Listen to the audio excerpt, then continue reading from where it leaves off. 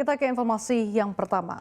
Memasuki hari keempat pencarian putra sulung Gubernur Jawa Barat Ridwan Kamil, Emeril Khan Mumtaz yang kerap dipanggil Eril masih dilakukan dengan melibatkan kepolisian dan tim SAR setempat. Kedutaan Besar Republik Indonesia di Bern telah memastikan otoritas kota dan pemerintah Swiss melakukan upaya maksimal untuk mencari Eril. Pencarian dilakukan dengan menggunakan perahu dan alat pengawasan bawah air. Pencarian juga dipersempit hanya ke tempat-tempat yang paling potensial. Air yang disebabkan oleh partikel es menjadi tantangan bagi tim pencarian. Eril yang berusia 23 tahun dilaporkan hilang terseret arus saat berenang di Sungai Are, Swiss sejak Kamis 26 Mei lalu. Saat itu Eril bersama adiknya Zara serta temannya berenang di Sungai Are. LP Nazmuzama, paman Eril selaku perwakilan pihak keluarga mengatakan Eril dan rombongan turun ke sungai di area yang bertangga, di mana ia memilih titik untuk lansia dan anak-anak berenang dengan asumsi tidak berbahaya. Pria lulusan S1 ITB tersebut turun paling pertama dan naik paling terakhir untuk memastikan adik dan temannya aman. Setelah memastikan dua anggota kelompoknya selamat sampai di atas atau kembali di darat, Eril tiba-tiba terseret arus dan sempat berteriak minta tolong.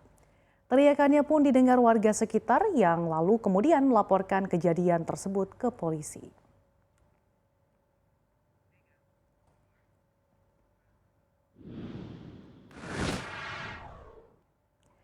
Kita ke informasi berikutnya. Menteri Keuangan Sri Mulyani Indrawati meminta seluruh kementerian lembaga untuk memangkas dana belanja tahun anggaran 2022.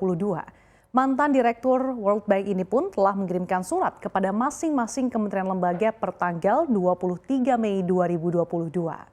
Belanja pemerintah pusat untuk tahun anggaran 2022 terpaksa dipangkas untuk mewaspadai lonjakan subsidi BBM dan listrik akibat perang Rusia dan Ukraina yang tidak berkesudahan. Di mana total yang bisa dihemat diperkirakan mencapai 24,5 triliun rupiah. Adapun kriteria belanja yang akan dipangkas adalah sumber dana rupiah murni, di luar belanja pegawai dan belanja barang operasional, di luar belanja anggaran pendidikan, di luar belanja Perlinsos PB1, Bansos PKH, Bansos Kartu Sembako yang merupakan program untuk melindungi masyarakat miskin, dan dapat mencakup belanja barang non-operasional dan belanja modal yang belum dilakukan penandatangan kontrak per tanggal 25 Mei 2022.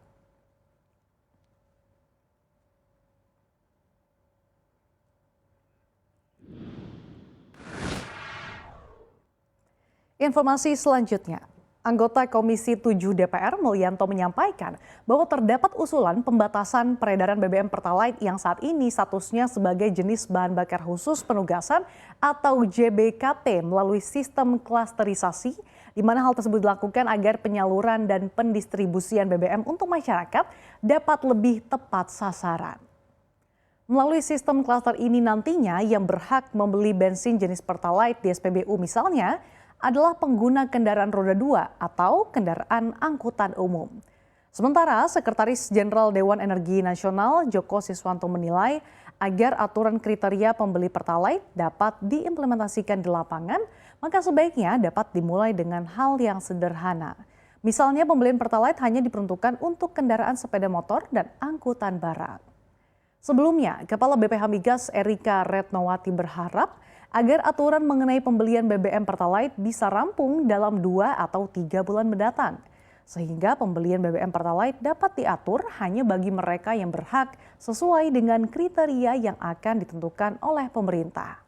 Sementara itu, Direktur BBM BPH Migas Alfon Simanjuntak menyampaikan bahwa usulan petunjuk teknis beserta kriteria yang berhak membeli BBM jenis RON 90 atau Pertalite sudah disampaikan ke Kementerian ESDM.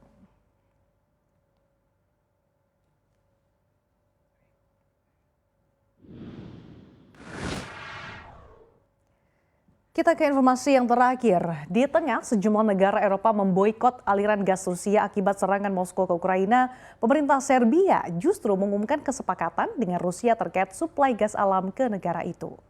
Menteri Dalam Negeri Serbia Aleksandar Vulin mengatakan kesepakatan gas ini membuktikan Serbia memiliki kebebasan untuk berkawan dengan siapapun.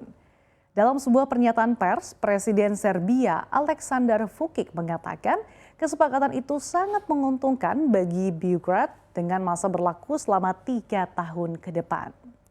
Vučić telah menolak untuk secara eksplisit mengutuk invasi Rusia Ukraina dan negaranya belum bergabung dengan sanksi Barat terhadap Rusia. Ia mengklaim ingin membawa Serbia ke Uni Eropa, namun di satu sisi telah menghabiskan beberapa tahun terakhir untuk memperkuat hubungan dengan Rusia.